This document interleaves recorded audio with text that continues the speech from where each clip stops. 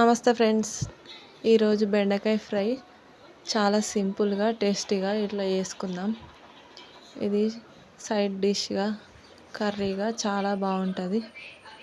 ముందుగా బెండకాయలని ఇట్లా చిన్న ముక్కలుగా కట్ చేసి వేయించి పక్కన పెట్టుకుందాం. వేరొక గిన్నె తీసుకొని దాంట్లోనే ఒక 3-4 స్పూన్ల ఆయిల్ వేసి జీలకర్ర ఆవాలు వేసి సన్నగా పొడుగ్గా కట్ చేసి పెట్టుకున్న పచ్చిమిర్చిని కూడా వేసిన తర్వాత అవి కొంచెం ఫ్రై అయినాక పల్లీలు వేస్తున్నాను నేను.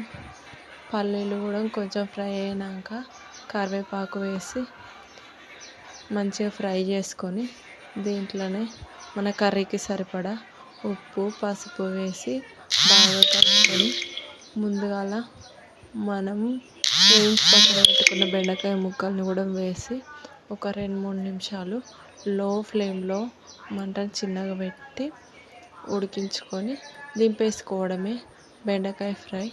ఒకసారి ఇలా ట్రై చేసి చూడండి, చాలా బాగుంటుంది. పిల్లలు చాలా ఇష్టంగా తింటారు, ఎందుకంటే దీంట్లో పల్లీలు వేస్తున్నాం కాబట్టి కారం ఎక్కువ ఉండదు. ఇది సైడ్ డిష్గా అయినా లంచ్ బాక్స్లోకైనా చాలా బాగుంటుంది. ఒకసారి ఇలా ట్రై చేసి చూడండి, చాలా మీ పిల్లలకు మీకు అందరికీ నచ్చుతుంది. బెండకాయలు లేతగా ఉంటే కర్రీ చాలా బాగుంటుందండి.